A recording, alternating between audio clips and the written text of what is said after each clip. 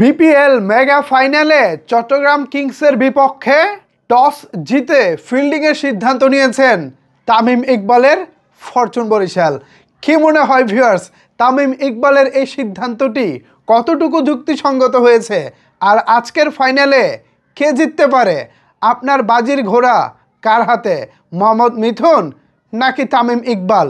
তবে অবস্থা যেটা দেখতেছি, পরিস্থিতি যা দেখতেছি, তামিম ইকবালের টসে জেতাটা অনেক বড় প্লাস পয়েন্ট হয়ে গেছে তার জন্য। এছাড়া তার দলে জিমি নিশাম, নিউজিল্যান্ডের মার্কাটারি ব্যাটার এবং অলরাউন্ডার জিমি নিশাম ব্যাট এবং বল দুইটাই যিনি করতে পারেন, তিনি আজকে বরিশালের একাদশে সুযোগ পেয়েছেন। পাশাপাশি আলিস আল ইসলাম চট্টগ্রাম কিংসের নির্ভরযোগ্য একজন স্পিন বোলার, ব্যাটও তিনি ভালো চালাতে পারেন। গত ম্যাচে যেটা দেখেছি, শেষ বলে 4 মেরে তিনি দলকে জিতিয়েছিলেন। সেই আলিস আল ইসলাম আজকের ম্যাচে থাকছেন না। এটা নিশ্চয়ই চট্টগ্রাম কিংসের জন্য, বা চিটাগাং কিংস বলি, যাই বলি, চট্টগ্রাম বারবার আসে, তো এই চিটাগাং কিংসের জন্য একটা বড় ধরনের দুঃসংবাদ বলা চলে। দিন শেষে কে হারবে কে জিতবে সেটা ভালো খেলার উপরে নির্ভর করবে। তবে তামিম ইকবালের কপালটা আসলেই ভালো, তিনি টসে জিতেন বেশি।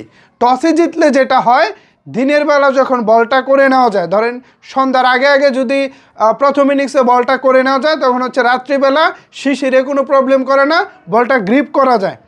অনেক ক্ষেত্রে যেটা হয়, বলটা যখন শিশিরে ভিজে যায় তখন বল আর গ্রিপ করা যায় না।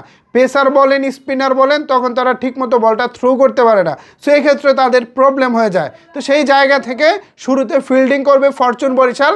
এটা আমি মনে করি আপাতত ফরচুন বরিশালের জন্য একটা বড় ধরনের প্লাস পয়েন্ট হয়েছে।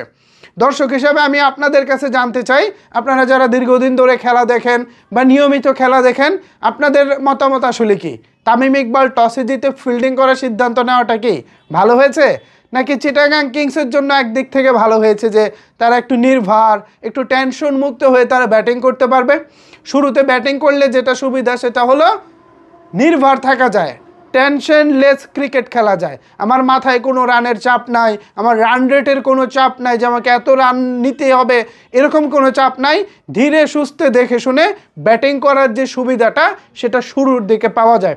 সো এই অ্যাডভান্টেজটা হচ্ছে চট্টগ্রাম কিংস পাবে। বাট যদি ভালো একটা হেলদি স্কোর তারা গড়তে না পারে, সেক্ষেত্রে কিন্তু তারা বিপদে পড়বে। মিনিমাম 200+ রান যদি চিটাগাং কিংস নিতে পারে, তাহলেই তাদের জন্য এই স্কোরটা মোটামুটি চ্যালেঞ্জিং হবে। অন্যথায় 200-র নিচে কিন্তু চ্যালেঞ্জিং হবে না। রাত্রিবেলা বল গ্রিপ করতে প্রবলেম হয়, বল করতে প্রবলেম হয়, ফিল্ডিং করতে প্রবলেম হয়। সো সব দিক থেকেই কিন্তু চিটাগাং কিংসকে বিষয়গুলো মাথায় রাখতে হবে। যাই হোক, বিপিএলের মেগা ফাইনাল সব কিছু মিলিয়ে আজকের এই ম্যাচটা এনজয় করতে পারবো বলে আমি আশা রাখতেছি ভিউয়ার্স। এখন আপনাদের মতামত নিচের কমেন্টস বক্সে জানিয়ে ফেলুন। ধন্যবাদ সবাইকে এতক্ষণ আমার সাথে থাকার জন্য।